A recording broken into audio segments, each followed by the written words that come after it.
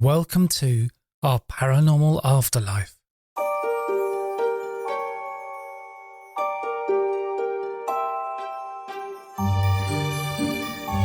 This is an Our Paranormal Afterlife classic episode, and I've been thinking about a few standout episodes from the early days of the podcast.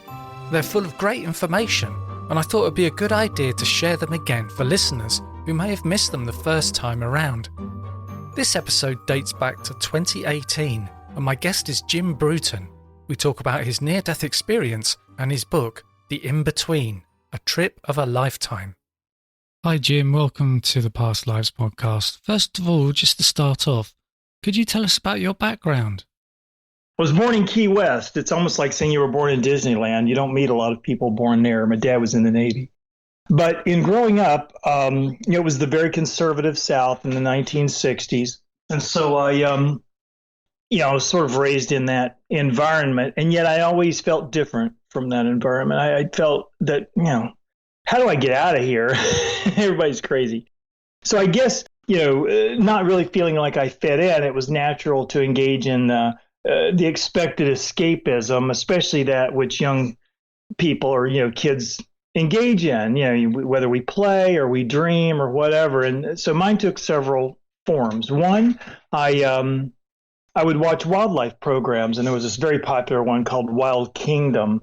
It came on every Sunday night, and I would watch it, and it was about these two filmmakers going around the world and heavily engaged in conservation efforts to help animals. But, there was travel, there was adventure, there was animals, it was on TV, and I just thought, wow, how do I do that for a living? Well, if you fast forward, I did get to live in Africa, Namibia. Means the big nothing, and it really is. Off and on for 14 years, making wildlife films. And eventually I got an Emmy for working with National Geographic Television. So that's the realization of one dream. The other is I always loved science fiction. And this one book title I saw one time sums up why. It was called The Infinite Worlds of Maybe. What a great title. And that really expresses a child's love for things that are in science fiction. Might express our interest in quantum physics too. But I was filming a sunset in Africa on the coast one day. I was literally 300 miles from anyone. And up pulls a caravan of four-wheel drive vehicles of Disney, a Disney film crew. They were scouting a location, and they pulled out a satellite telephone, which in the 90s were a bunch of cases and a sort of a metallized umbrella, if you will. They just opened it up just like an umbrella, but it was made out of nickelized polyester. And I said, what is that? And they go, that's a satellite telephone. And I thought, gosh, I'm 300 miles from anyone. And I said, has anyone ever pushed video over that? And they said, we don't know. I said, I'm going to figure out how to do it. And it took me a while, but I did. And I was the first in the world to do that. So it was like taking a television satellite truck and shrinking it into a backpack. And from that, I got to travel all over the world, the Titanic, Mount Everest, both polar regions, all 7 continents, and integrated it for work in telemedicine, where I was a lecturer at Yale University, a NASA principal investigator, because we integrated these biometrics that not only you could wear, but you could swallow, that are now up on the International Space Station. And we tested those out at Mount Everest 2 different years. So again, just I got to realize this, sort of living in a science fiction world now and having more travel and adventure and fun. And then I was also interested in very old airplanes. My father was a pilot. And in the 60s, there were a couple of films that came out around aviation, say in either World War I or before that, in like 1910. And I just loved it because they were so beautiful. I said, where are these airplanes and how would you get to fly one? So when I retired from all my travel all over the world, including being a war correspondent for NBC News here in America, I married a widow with 3 babies. And she said, well, now that you're not traveling, why don't you build one of those airplanes you're always talking about? So I did. It took me 8 years, but I built a World War I reproduction of a Fokker triplane. It's just like what the Red Baron flew, but it wasn't red. I painted mine in black and white stripes.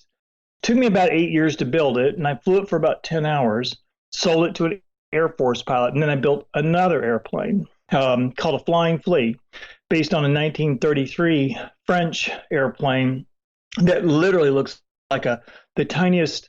Over here, we have these little soapbox derby cars that the Boy Scouts build, and it's just gravity-fed racing. They race each other down the hill using gravity only, but they're very tiny, and the plane looks like that. But it has two wings, one right behind your head and one above you, and the engine sits right in front of you.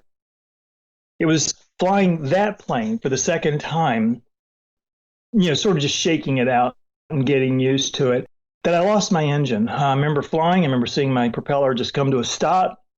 But by the grace of God, I didn't panic. I did get the engine started again, and then it quit again.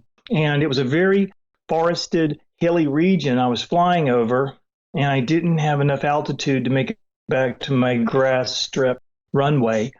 So with those few options, you really do look desperately around for where you can most safely make an emergency landing. And at a nearby Boy Scout camp, there was a small lake. And I thought, well, landing in water isn't ideal, but it is a better option than hitting all the trees. So I aimed for the lake, and I actually made it, but because this was my second time of flying this plane, I didn't have the glide ratio instinctively worked out. So I overshot the bank by about 10 feet and hit all of these tree trunks, going from about 70 miles an hour, which is maybe 90 kilometers an hour or something like that, maybe about 100 kilometers an hour or more, maybe 120, to zero in about 10 feet. And again, with this plane being so small and entirely made of wood, it just immediately, the wings broke off, the fuselage around me splintered into 1,000 or 10,000 matchsticks. And believe it or not, I have a photo of the plane. It was taken back to my hangar afterwards. And literally, there was no airplane left around me when I stopped crashing, except the part behind me I was still seatbelted to. And it was a miracle I survived. But I broke all my ribs. I ruptured both lungs. My right leg looked like a pretzel, and I had a small hole in the bottom of my back due to a small battery that broke loose and hit me, as a 70-mile-an-hour projectile. And my chin, the skin on my chin was torn up and hanging down, so I couldn't make words. Now, I have to tell you a sort of shortcut to the end of that part of the story. Whoever got a hold of a needle and thread was amazing, because you would look at my chin and never know anything. I look as normal now as I did before, and also had incredible medical care to get me back to where I am now. So luckily, there was a fisherman nearby who just happened to have a cell phone on him that day, and he was able to call our emergency services, 911, and kept me propped up because I was foaming blood and gasping because my lungs didn't work. And so the helicopter was able to land fairly close, even though, again, it was a wooded area, but there was a clearing nearby. And they quickly extracted me from the crash, onboarded me to the helicopter, and flew me to our capital city's trauma center.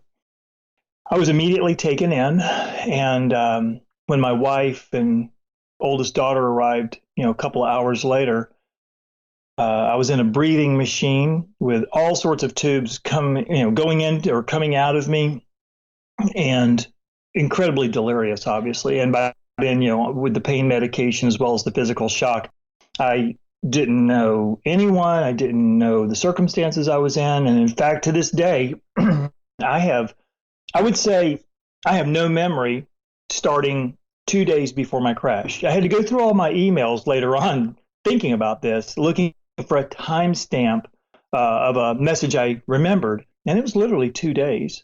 So the doctors immediately briefed them on my situation and everything. And when I was laying there, I started talking to my daughter, again, not realizing who she was. And I asked, they had me in these restraints. That's what I'm trying to say.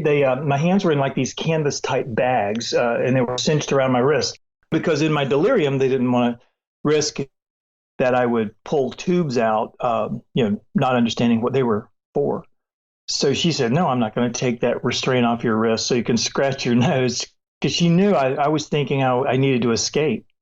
So somehow I still got my right hand out. And the minute she saw that, she called for help. And that is one thing I do remember, probably due to the intensity. I remember these big nurses or orderlies running in. I remember them being very angry at me. And I thought, oh, they're going to hurt me now. But anyway, they re-restrained me with, I think they were tighter and bigger. I'm not sure, the restraints. And then they told my wife, look, we have multiple 6+ hour operations coming up for him for the next week. And he's a handful. So we recommend putting him into a coma for that week. My wife agreed. And that's really where our story begins. Because as I've said it, as they put me to sleep in this world, I woke up in another. And all right, so I'm just gathering my thoughts there. Okay, so there was no tunnel. And in contrast to a lot of near-death experiences, mine was different in some ways. There was no tunnel, no seeing loved ones, no beautiful landscapes, no feeling of unconditional love, no sense of a barrier through which I could not pass or I'd never be able to return. So it's like teleportation, I guess, you know. But anyway, I came to, if you will, over on the other side, which I'll tell you why later I call the in-between.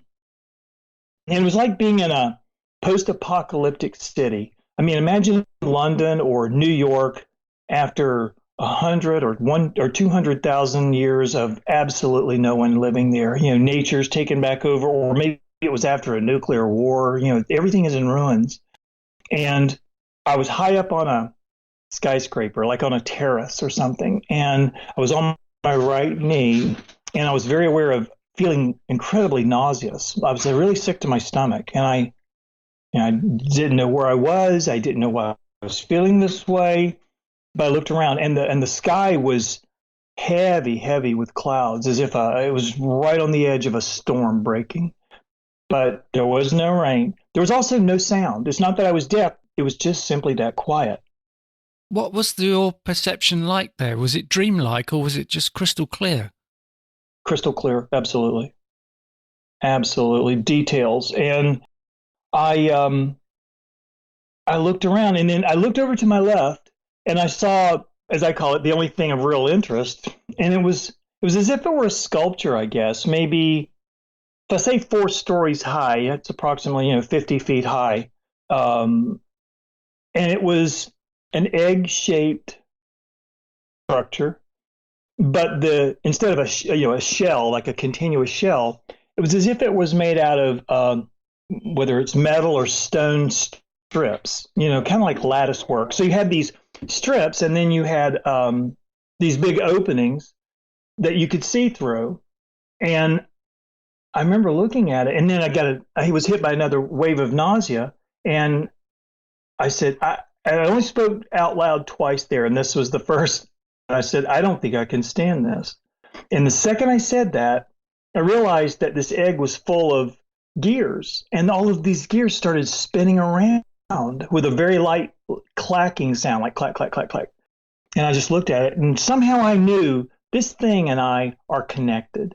So I, sort of bent over, doubled over with pain, hobbled my way over to it, and I looked through that open lattice work at the gears inside. I noticed these gears were a special kind of gear we call a sector gear. And I have to say, I've probably seen one once in my life, because you find them only in clock-like mechanisms. It's a partial arc of a gear, maybe just a quarter section, with the idea that it sweeps back and forth instead of going all the way around like a usual gear we think of. And what's interesting is that's obviously a structure that defines a beginning, a middle, and an end, rather than something that is continuous without end. So I looked at them, and then I realized as I looked really closely, and some were more in focus than others. And as I looked at one, it's as if a video feed played in my head of what that gear represented. And I realized this is an event in my life, in my future. And I looked at a few others, and I saw the same thing. And one was like a home renovation project. Another, honestly, was I do not yet have grandchildren, but another one was seeing two happy grandchildren and my daughter at an amusement park having fun, and I was there.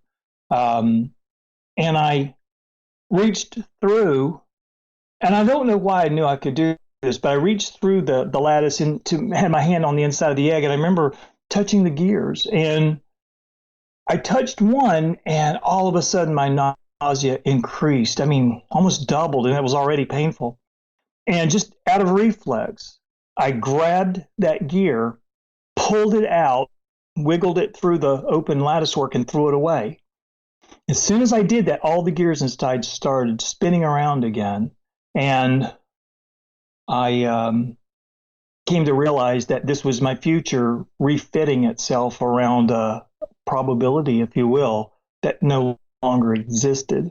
And that makes sense because you can't show up in 20 years into a conference room and there's just this gaping black hole there. You know, if there was something that was going to happen that day that you'd removed years before, the future, I mean, your life and the universe would have to refit itself around that to provide an alternative. By removing one of the gears, could it be that you shortened life just a little bit? Well, that was a concern because honestly, I did have a conversation there that you might say was telepathic, you know, because certainly as I looked at this gear, the first thought in my head is, you know, what is this thing? And there was an answer that said, this is the future birthing into the now, that this is the process of becoming. And then I realized, well, I guess that makes sense out of why my future or my life was shaped like this egg, because it was the future birthing into the now, and my destiny was in some ways impregnated by my will. So it made perfect sense that it would be represented as an egg. And that's how deep the internal consistency of the logic goes in my experience. As I've continually studied it and dug in deeper, it's so internally consistent. I'm kind of amazed. And anyway, but you know, it's not like I take credit for creating it. It's just that's the way it is now. But I asked, you know, and I'm coming to your question. I just wanted to lead up to it with a couple of other things first. And I remember when I pulled one gear and it respun around, I asked, what's happening now? And literally said, each gear is the probability of a thought, word, or action in your future. Your destiny is resetting itself around what you have removed. And I said, well, how did I know I could do that? Reach in there and remove that gear. And I was literally told, why else are you here? And I said, well, I don't know. I don't even know what this place is. And that's when it said, you are in the in-between. And I said, in between what? And it said, everything. The impossible now between the past and the future. It's impossible in its short duration. Yet here you are, standing inside the eternity of a single moment. And then it said, do you remember who you are in the world to which your body belongs? And this is when I realized I have no idea. Like, in other words, in contrast to some other near-death experiences, if someone had come up to me at that point and said, do you want to stay here or do you want to go back? I would have literally said, go back where? I had no memory of my life here, anyone else here. I was that present, I guess you could say. And it said, then you see the truth in how the past is dust. And I said, so why do some of these gears, these futures that I touch, make me sick and not others? I was told all choices have unintended consequences, some unfortunate and some not. The pain each brings is your guide. And I said, well, where are the gears that feel good? And I was told, you're not here to feel good. And it made sense. I was there. It was like being on a mission. I just felt very purpose-driven at that point. Anyway, it kind of spun around, and over again, I kept removing gears. And this comes to your question. After a while, I look, and there's this big pile of gears. And I said, it's starting to look like if I don't have a bad future, then I have no future at all, even though now I feel less pain because I'm removing all of these bad possibilities. I said, am I going to die sooner from all this? And I was told, your destiny has to fit itself around futures that aren't meant to be. Your number of breaths are already counted. I will worry about your last one. And I said, well, I don't know how comforting that is. And I was told, Eliminating bad choices doesn't mean you won't make wrong ones. You won't know they are wrong until after they pass. Since right and wrong are variables you have no control over, the answers to what comes tomorrow are a waste. Better is understanding the beauty of how everything fits and refits together. And I said, so what am I missing here in my lack of understanding? He said, what is clearly before you? Grace. No one deserves heaven. It can only be given by grace. It is your birthright, but it must be chosen at the expense of the world that separates us. And that's when I said, well, this fixing my future is painful. I feel ashamed that I'm not using some moral compass, if you will, to guide my decisions on how to improve my future. It's only pain that I have as a guide. And I was told, well, removing your enthusiasm to further chain yourself to the world isn't as painful as the crushing weight of those chains once forged around you. And I said, it's as if this place was made so I can do one thing and one thing only with no chance to screw it up. I mean, it's just very directed. And the answer that came back was, if those with choices make poor use of them, then offering fewer possibilities could be called mercy. And then, it just kind of continued on for a while. And it's as if, without a body that needed to sleep or rest or eat, I just kept over and over and over reaching inside as if this was an emergency mission. And, I guess maybe an intuition that I didn't have long, to pull out these bad possible choices I would make in the future and just sort of clean things up. And I realized, too, it would be easy to say, well, couldn't God just, if you want to use a reference, have done this? But I think that's breaking the rules of free will. But he had to kind of create an environment, certainly because I was told your being here is based on a prayer that you made at one time. And I said, oh, okay. And I guess that's the other thing I've realized. The way I was spoken to, it seemed like there was always more that could be said. But maybe it's the space between words or the pauses of silence that were somehow really pregnant with meaning that perhaps in some ways had the most information. And maybe it's that which unfolds here in reflection and meditation. And you just realize the most casual statement. For instance, I was told when I was leaving, everything is interconnected and pay more attention to your relationships. Well, so that pay attention more to your relationships. A lot of us would just say, take that at face value, saying, treat everyone right and appreciate those who love you. The very high level surface things. But I've been shown this to such a profound degree by, since my near-death experience, visiting with people who still talk to me as if I was a 15-year-old.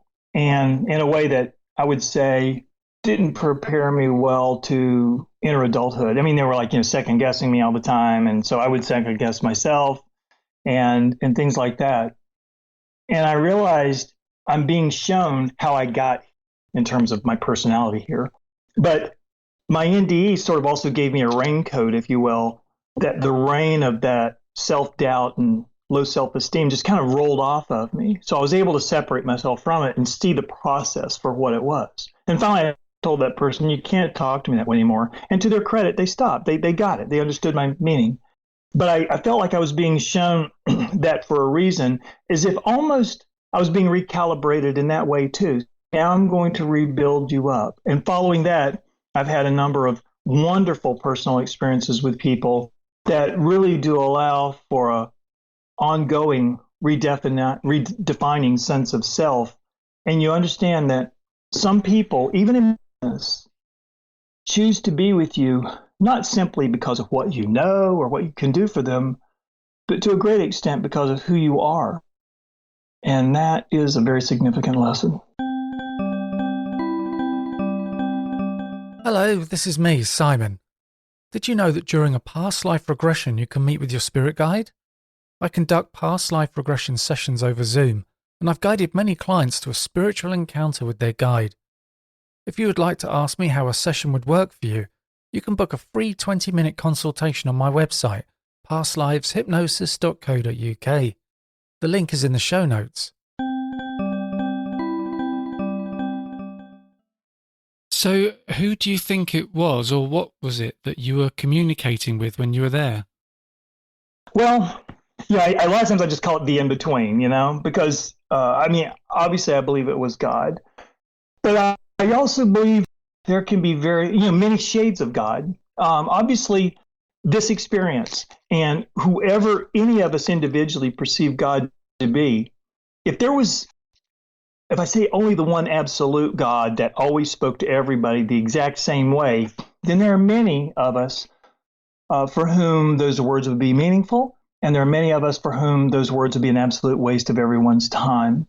That God, again, in those many shades, is able to talk to each person because they're talking to their heart in a language they understand and in ways they are ready to hear. And so for me, I guess I just needed to be spoken to in this way. And it's interesting, too. I'm sure many of your listeners have read about the after effects of near-death experiences. How do you integrate that experience into your life? I mean, you come back with this huge, your eyes are wide open and you got this big question mark over your head, like, what now? What do I do with this? And it's definitely a long time process. And I think it really starts by realizing you're not the same person as you were before, because I was told the man who fell from the sky is not the man who flew up into it. And I'm like, well, that's significant. But honestly, it's a matter of realizing that you don't react to things the same anymore. In other words, but before, if you were, it's not that you are maybe still short-tempered or emotional or overly analytic and detached. You still are these things, but you also find that when you're presented with the same situations as before, or maybe even some new ones, you're very aware you're reacting to them differently. If I can just give you one example, when I was relaying my crash to a friend, they asked a very good question. They said, on the day you flew, did you have a bad premonition that perhaps you shouldn't fly? And I said, that is a good question. And I said, because it's an experimental aircraft, of course you're going to be a little, nervous about flying it. But I said, I'm also very aware that I'm reacting to that question differently now because of my near-death experience. I feel like the better question is this, because it's a hard question. I said, if I had known on that day what was about to happen, would I have had the guts to get into that cockpit anyway? Because I said, I can't, I know what that answer should be. I can't say I would give that answer, but knowing what that answer should be, perhaps that's enough right now. And I think we are challenged by our near-death experiences to live life almost that much on the edge, whether we live it or whether we recognize it. But we have to ask those questions that really push out to light up the darkness. We have to live our lives that way too. I'm not saying we all have to ride 100-foot waves or jump out of airplanes and do crazy things like that. But it's as if we have to live life with that much abandon and surrender. Like when you see a photo of a 100-foot wave in Portugal and this guy is ripping across the front on a surfboard, we've all seen how surfers are portrayed in movies, and we kind of laugh. But to see somebody do something like this, riding this monster, for no moment can they entertain the thought of failure. And they are so present in that moment, it makes them beautiful. I believe that's how we're supposed to live our lives every single moment, no matter what we do in life. And have you had other after effects? Because some NDers seem to have heightened, say, psychic abilities, and they experience all sorts of synchronicities. Sure. Oh, synchronicities right, left, and center, like you wouldn't believe. Let me just give you one right up front. It's great.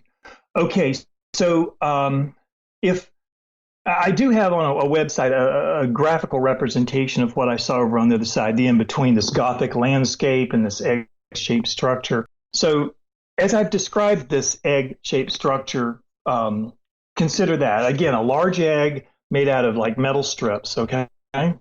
Well, earlier this year, a friend reached out to me to say, come to New York City at this investment banking firm. There's going to be a luncheon on kindness. I kind of laughed and thought that's an interesting topic to have at a place like that. But again, New York City, which as you know is rather large and complex array of streets and all this.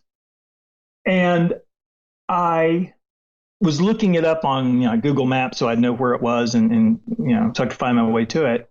And I found, looking at the street level view, that there was this sculpture right outside this building, directly outside this building, and it looked just like the egg I saw on the other side. It was a large metal egg made out of lattice work. And I thought, well, that's a synchronicity, and that's kind of appropriate that it would be out, that in saying pay attention to your relationships, that it would be parked right outside of where a luncheon on kindness was. And then what's even more interesting is I told my friend who invited me about it. She says, "Oh, I know the sculptor of that egg." And I said, "I think I need to go talk to him and see where does he recognize the source of his inspiration, and is this a common point for us?" I have yet to do that, but it was really cool. So I had to take a picture of myself in front of the egg. But there have been many other synchronicities too. And I think part of it is this. It's as if a near-death experience is an opportunity to kind of realign yourself. I mean, that's obviously what I was trying to do, is realign myself perhaps with the destiny I came here to have, because believing that we're all on some type of path of evolution. Some of us are on a more direct path. Some of us are taking the scenic route, and it'll take us forever to get there, but that's our choice. And I think that to a great extent, that was that's a key point to remember. So let me think. Oh, but psychic abilities or other changes like that. The first thing I was most immediately aware of was I was very sensitive to people's energies. And what I mean is, if you walked in the room, it's as if you were calm. I could almost tell it before I saw you come in the room. If you were in a heightened state of anxiety or whatever, I could feel it. I mean, it was absolutely reflected in myself. It was as if I was being a mirror to someone's emotional state. And my daughter had just come back from a cruise, and so she was 21. She was very excited. So she was very animated, speaking with a lot of high energy. And I asked her, I said, "I have to ask you, this is going to sound terrible. Could you please just slow down a little bit, drop your energy a little bit, because it's so distracting. I can't hear a word you're saying." And she laughed. She said, "Okay." So she did. But there have been rooms I started to walk into full of people, and I put my hands up on the frame of the door. I said, "I can't go in there." The first was the room at the rehabilitation hospital, where a bunch of the patients were in there, working on their physical therapies, things like this. And I just couldn't go in there. And it was for no bad reason. It's not like I was thinking, "Oh, there's evil in here." It's just, I said, there's just way too much something going on there. Now, I can go into a movie theater. I can go into a grocery store. I can go into New York City. So it's not like I'm afraid of people in general or something like that. It was just a couple of particular moments I just said, I can't go into that space. One of the other things that's really funny is, all right, so, in the interest of time, I won't try to overqualify what I'm going to say. So please forgive me if this sounds prideful. It's not meant to. But one of the things is, it's as if I'm more likable now. I think I was always fairly likable. But the first person I told my near-death experience to was my nurse in the rehabilitation hospital. And she was totally A-team. She was great, fantastic. And I realized one day she was just spending time in the room just to talk about life and everything. So I said, "Listen, I got to tell you this experience I think I've had." And so I told her about my near-death experience. I said, "I even wonder, am I dead? And being in this hospital is some type of mental construct I've created in order to come to grips with the fact that I'm dead." and everybody's just waiting around for the other shoe to drop. And she started crying. I said, "Why are you crying?" And she said, "Because I don't want you to die." And I said, "Well, you see death every day. Why would mine bother you any more than anyone else's?" She said, "Because you're magical." And I said, "Okay, tell me what you mean by that." She said, "As you know, in hospitals, doctors have very little time.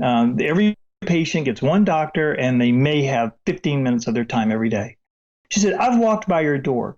You have 3 doctors in here who stay for an hour, and I've listened, and you aren't talking about your medical condition. You're talking about life, the universe, and everything. And one of the doctors wants to go into business with you and has you laying in bed all doped up on painkillers on international business calls trying to form a new business together." She said, "I've never seen anything like that before." And let me just say that has continued forward. It's as if my superpower is to be likable. I know that sounds funny, but even in New York City, I walked into, we have this place called the Port Authority. It's like Grand Central Station. It's where all the buses and the trains come in, and it's crazy as crazy can be with activity. I walked into, I went to get coffee, and I'm standing in a long line of people. And this young man behind the counter, I mean, we're talking about at least 50 people out there. This young man behind the counter looked at me and he walked right up to me and said, "What do you want?" And I was kind of stunned. I said, "Well, I want this, skinny vanilla latte." He went and got it and brought it back to me and didn't charge me. And I've just had other incredible events like this. And I've really pondered it. And I wonder if part of it is this, in a near-death experience, when you go to a place where I guess maybe your energy, your frequency is getting realigned to the life you're supposed to be living, the way we're supposed to be treating each other, that a couple of things happen. One is that in being told all things are interconnected, that is simply part of who you are there, that awareness, that feeling, that knowing. So when you come back and you have, I guess, something of that radiation still around you, because you do still, you're still partly there. I've said the in-between isn't a place you go to or come from, it's a place you are. So that in being aware of that place and feeling that place, maybe whoever you're talking to right then simply feels like they like you because they're feeling more of a sense of connectedness. And who doesn't want that? I would say next to our ills that are perhaps diet related, hypertension, whatever, cholesterol, is our need to connect, whether it's the young kids on their electronic devices or people who, join social clubs or many people who just realize they're lonely. We're desperate to feel connected. So maybe when you remember what it was like, for me, it's like, remembering almost getting beat up because this was not a fun place, but I knew it was a necessary place. Maybe people are able to feel that radiation a little bit and it just makes them feel good. There are a few other things, like electrical sensitivity, like the light bulbs flickering or blowing up, whatever. I'm working with a woman on writing now, and she's a good friend. She's had a shared near-death experience when her father passed away. So not only is she a skilled writer, but she gets it in terms of a near-death experience. And where we're working together, we always start our first hour and a half talking about this very stuff and how we've seen it make itself present in our lives the past week. And then we get to work on our writing. But it's at that time, literally, the lights in her house start flickering, or like her computer blew up. At my home, my microwave is blown up. My air conditioner circuit's blown up. I think together we brought down a computer system in a grocery store one day. I mean, it's almost comical. Or suddenly her phone will start acting up when she's playing the music, and she walks into her boyfriend's house, and all of a sudden all his sound systems start acting up too. And they make a little joke about, tell Jim to stop it. But I really think sometimes maybe when two people who've had that type of experience are in touch with that frequency, if you will, get together, maybe it amplifies. I don't know. But it's and maybe to some extent healing. That's something I don't really want to call out too much. I think partly because of the sense of responsibility, but I haven't figured out exactly where that fits into my destiny. If it's something that happens simply by being in the space of someone, that's great. But I wouldn't want, again, I'm very careful about doing things or saying things in such a way that invites the growth of ego. It's very easy to come back from an experience like this feeling like, well, for some reason I was chosen. Maybe like a million other people, but when you think about your own experience, as you think of how you're now different from everybody, as you get frustrated with how people can't understand because they didn't have the same experience, it's easy to sometimes isolate yourself in a way that could become prideful. And I think that's something to really be careful of for people who have near-death experiences, because that will absolutely reduce the value of the experience you have paid very dearly for. Do you think that as you have a talent with mechanics, that is why you saw that machine egg? But if somebody else was there with a different set of talents, they would have seen something entirely different. I would say absolutely. I mean, let me ask you a question. If if you were like a minister in a typical church and you wanted to deliver a sermon or a parable, I mean, sometimes you might say, okay, let me tell you about this story. And then as you want to make it where people can relate to it, it helps to know your audience. If there is a mother there with 3 children, maybe speaking in terms that are dear to a mother about, relationships and sacrifice and love. If there's a guy there who, like you say, he's a mechanic or an engineer, it might help to focus on that. And for me, there are 2 ways of looking at this that are very important to me. One is the process, and the other is the content. It's like if you go see a movie, everybody gets caught up in the content. Who's the actor, and what are they wearing, and where do they live, and what are they doing, and what are they driving? But the process is someone who maybe watches it from a more technical point of view, looking at the formula of the script, at looking at how the story unfolds. Like, where did the music come in? What type of music was it? It's like a filmmaker would probably look at it that way. And for me, looking at life from a process point of view allows me to start to perceive, I guess you could say, the hidden formulas that drive the story, that populate with content and make it meaningful for everyone. So I think the key thing here is the process of the story may in many ways be the same for us all, but the content that we plug into that process is very context specific to our personalities and to our lives and to our values. Something I'm interested in that I read on your blog, you said, I felt no joy in the in-between, but more an intense sense of purpose, like I was on a mission. What do you think the mission was? To remove what was bad for me. And again, as you hear about a lot of near-death experiences, there's this life review, and from that people will intuit, like with Scrooge and the Christmas Carol, gosh, I haven't treated people very well. I need to improve because I feel their pain when I'm here. But for me, my future choices were all the fruit of my past actions. And since, what does atonement really get you? Nothing. But the best form of atonement is to go forward and make better choices. And what better way than to simply remove the bad choices you could make? And I was even told that you will not, by removing bad choices, doesn't mean you won't make wrong ones. We're still going to make mistakes, but your intention is changed now. And intention is everything. And I get that. So, it's like it's really like rigging a race, to win. And so I do consider myself very fortunate to have had that experience. And I will say this, through crashing my plane and almost dying, and the pain and the length of rehabilitation, which wasn't that bad. I was actually home only 7 weeks after my crash. I was rolling around in a wheelchair for about a month after that and going to physical therapy. But I feel like I did heal pretty quickly. I would say it was absolutely worth it. Now, again, would I go jump in a cockpit tomorrow or jump in my car if I knew that I was about to have a crash that would hurt me like that? It'd be kind of hard to do that. But I do think at the end of the day, we need to be that committed to our evolution. And that's a hard thing. And that's the thing. Really brought back some hard truths from this that I think in some ways might not be very popular because they're not warm and fuzzy. They're not the rainbows and unicorns. It's almost like a military boot camp. That's what I thought of with the in-between. In a boot camp where you're going through all your hard exercises and doing push-ups in the mud and running in the rain and standing out in the cold, your drill instructor, you do not get a feeling of unconditional love from them. And yet, look at the purpose of this place. It's to prepare you to survive the battle that is coming. It's about not developing courage, but developing heart.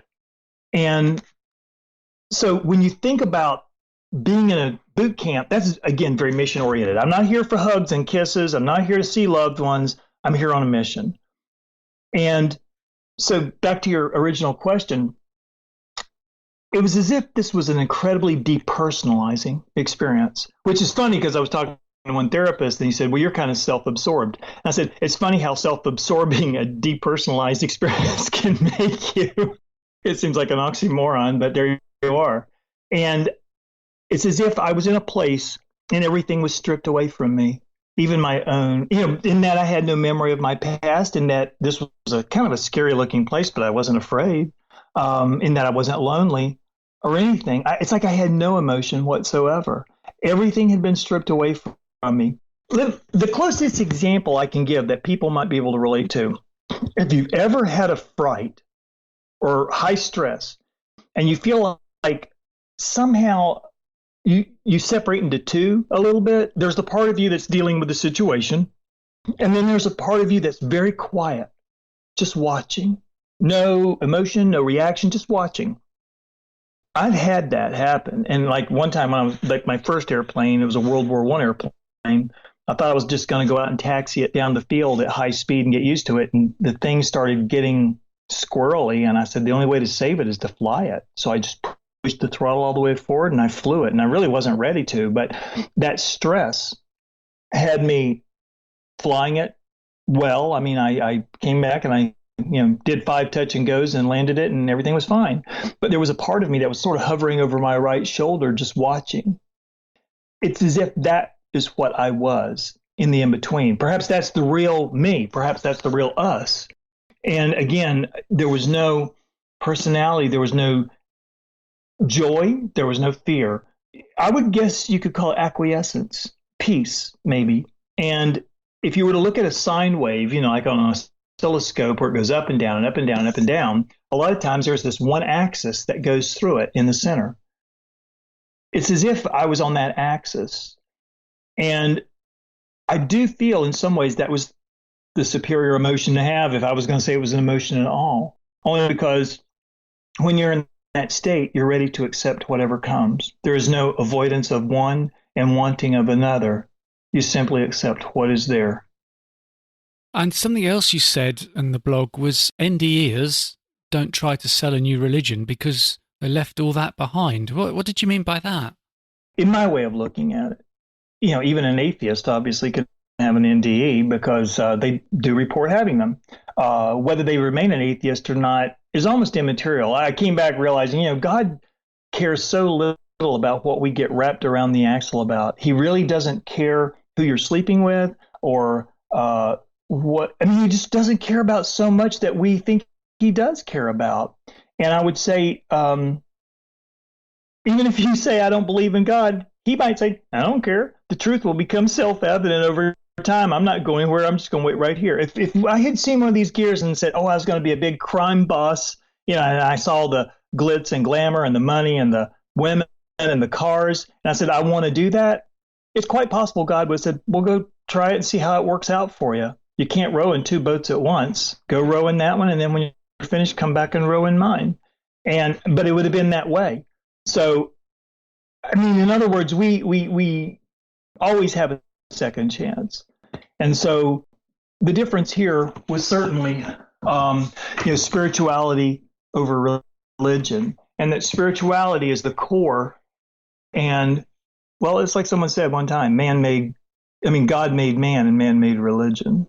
And when and the funny thing is, as I read with a different eye now and listen with a different ear, as I go back and read some of my spiritual books, they really do have a different meaning now. It's like you can see a little deeper into those shades of, gray or color or whatever you want to call them, and intuit things and ways those statements connect to a much broader spectrum of life than you did before.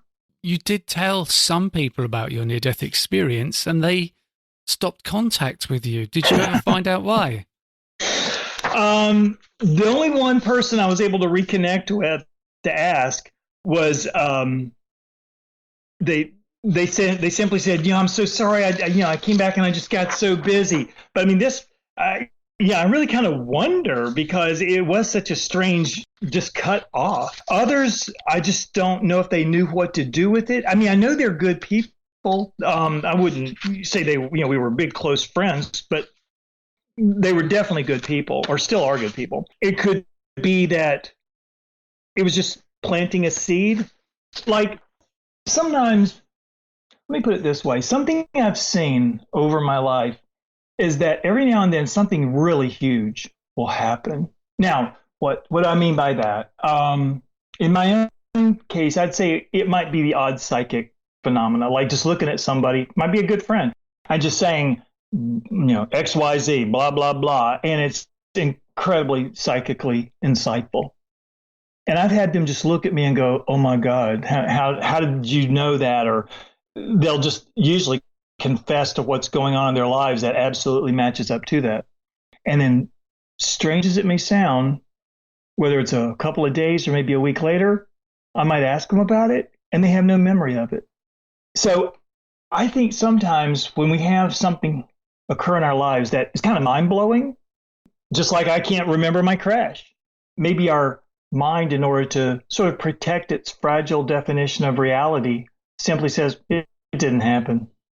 Makes me wonder, for all of us, including myself, including people who've been on the other side or people who, are very advanced. What is it that goes on in our lives every day that is so mind-blowing that we have to forget? That's a thought. That's a big thought. So are you writing a book on your experience? I've started, yes. And I'm actually working on a screenplay as well because, having come from a visual background of making wildlife films and then being a journalist for television, obviously telling a story in terms of images, I find very powerful. I do enjoy writing, and like I say, I have started writing a book, but I've certainly been focused on the script for about the past 18 months with my friend. And it's interesting because, we certainly have to package the experience in something bigger or it'll be a very short story.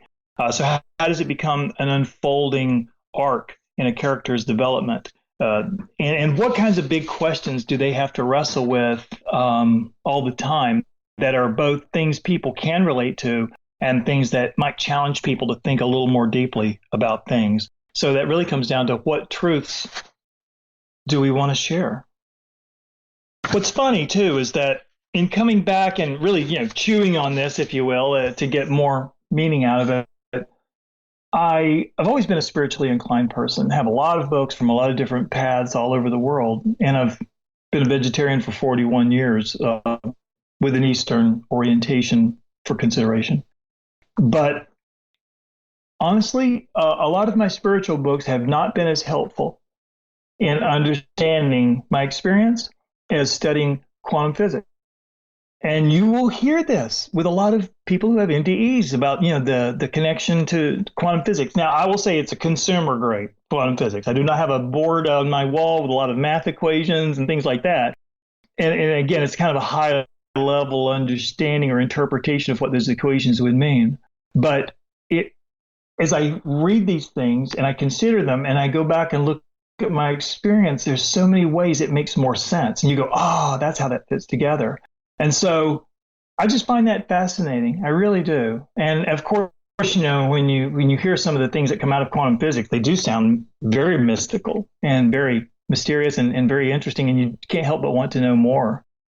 So that's been interesting. The other thing that was interesting was really being able to kind of split hairs to a greater degree.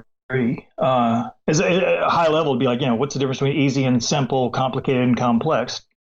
But for me is also the understanding of the difference between answers, and what answers do for you and what understanding does for you. I'll give you a brief example if I can.